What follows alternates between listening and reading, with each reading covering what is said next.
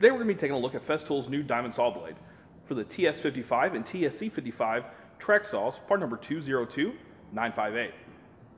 Festool's new diamond saw blade cuts any cement bonded or gypsum bonded chipboard or featherboard for quick and accurate cuts.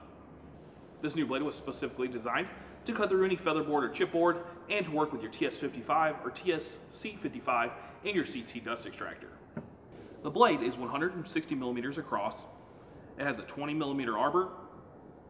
It is a 4-tooth design and has a 2.2 millimeter kerf. When you receive your new Festool blade, it will come in this packaging, and when you get it, all you want to have to do to get it ready to use is take it out of the package.